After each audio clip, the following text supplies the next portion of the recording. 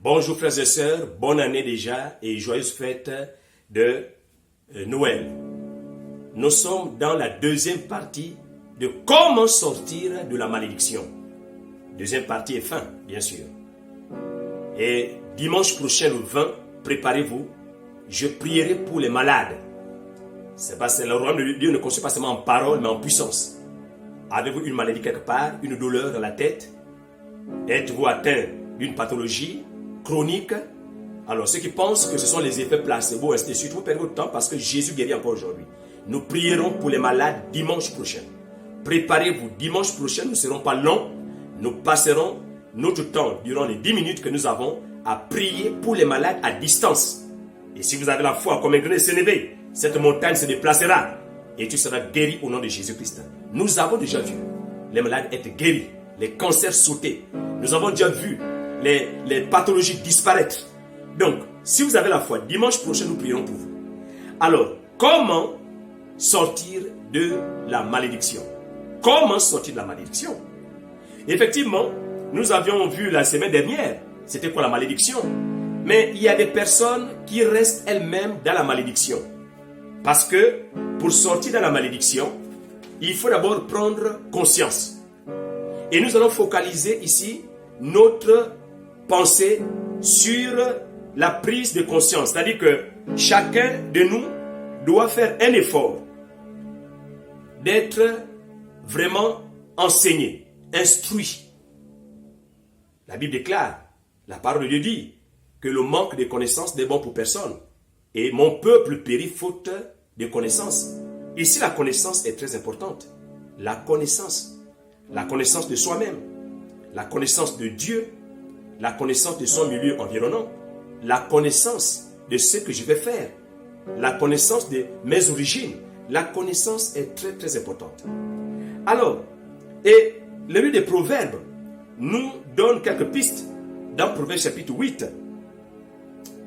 Et il dit au verset 12, il dit, moi la sagesse, j'ai pour demeure le discernement, et je possède la science et la réflexion.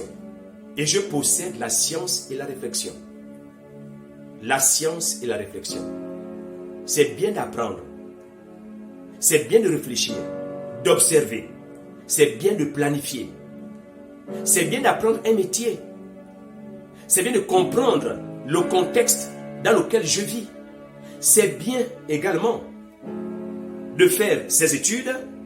C'est bien également de faire ses affaires. En tout cas, tout ce qui vous permet de vous épanouir, faites-le. Le sport, par exemple.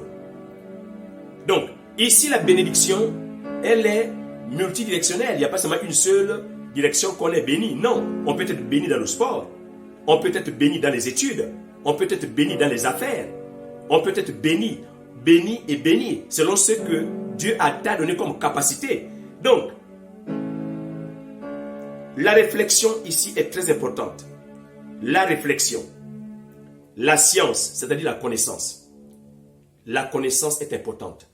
Quel que soit l'âge que vous avez, cherchez à connaître. Instruisez-vous. Informez-vous. Regardez le journal. Lisez les journaux. Discutez avec les personnes éclairées. Lisez abondamment la Bible. Abondamment, lisez la Bible. Priez, jeûnez. C'est important d'arriver à un certain point de connaissance et d'épanouissement personnel. Pour terminer, nous allons revenir sur le texte que nous avons lu pendant le jeûne dans Ésaïe. Ésaïe parle des ténèbres qui sont enfouies en chacun de nous. Mais ces ténèbres doivent quitter et laisser place à la lumière. Pour sortir de la malédiction, il faut la lumière. Vous voyez que dans Genèse chapitre 1, avant que Dieu ne fasse toute chose, il a dit que la lumière soit. Et la lumière est venue. C'est avec la lumière qu'on peut chasser tout ce qui est ténébreux, ce qui est bizarre, ce qui est sombre. La lumière. Il faut la lumière. Et les autres ont même appelé le 18e siècle, donc vers 1700, le siècle des lumières. Parce que c'est là que les gens sont sortis donc, de leurs ténèbres, de l'obscurantisme. Et la Bible nous parle de la lumière. Le Seigneur Jésus-Christ lui-même dit, vous êtes la lumière. Vous devez éclairer. La lumière est très importante. La lumière chasse les ténèbres. Il faut la lumière. Et ici, il dit, Ésaïe chapitre 58, il dit, Si tu rassasies l'âme indigente, ta lumière se lèvera sur l'obscurité et tes ténèbres seront comme le midi. Et tes ténèbres seront comme le midi. C'est-à-dire que les ténèbres, quand on vient en amont de ce chapitre, on voit le mauvais cœur, on voit les mauvaises résolutions, on voit les idées préconçues iniques, on voit les mauvais coups qu'on joue aux autres, on voit la haine qu'on a envers la race de l'autre, envers l'ethnie de l'autre, on voit la cupidité. Tout ça, ce sont les ténèbres. Voilà pourquoi ce mot lumière est un peu mitigé dans le sens où quelqu'un qui pense qu'il a beaucoup fait l'école, mais il a un mauvais cœur, il pense qu'il est dans la lumière. Non, tu es en partie dans la lumière, mais tu n'es pas dans la lumière selon Dieu. Selon Dieu, il faut enlever la méchanceté. Selon Dieu, il faut partager ton pain, ne sois pas cupide. Selon Dieu, il faut faire du bien, même à celui-là que tu ne connais pas. Selon Dieu, il faut aider le pauvre, la veuve, l'orphelin. Selon Dieu, il faut regarder l'autre comme étant supérieur à toi. Selon Dieu, on ne t'a pas envoyé pour juger les autres. On t'a envoyé pour prêcher la parole. Donc, il y a tellement de ténèbres en nous qu'il faut que la lumière jaillisse. Et cette lumière, comme dit la parole, doit jaillir lorsque on ne se regarde pas d'abord. On regarde d'abord l'autre. L'autre d'abord. Et après, c'est moi. Il faut d'abord être altruiste. Donc, l'autre. Voir aussi qu'il y a l'autre qui a besoin. J'en ai besoin, c'est vrai. Mais la cupidité ici fait partie des ténèbres. Quelqu'un qui est dans la lumière va être béni en aimant d'abord les autres. Donc, que Dieu vous bénisse et que la lumière de Dieu jaillisse en vous. Je vais prier. Nous te bénissons, Seigneur, pour ta présence. Je prie que jaillisse la lumière.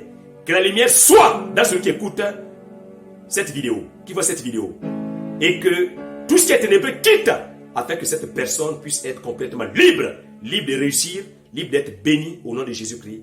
Amen.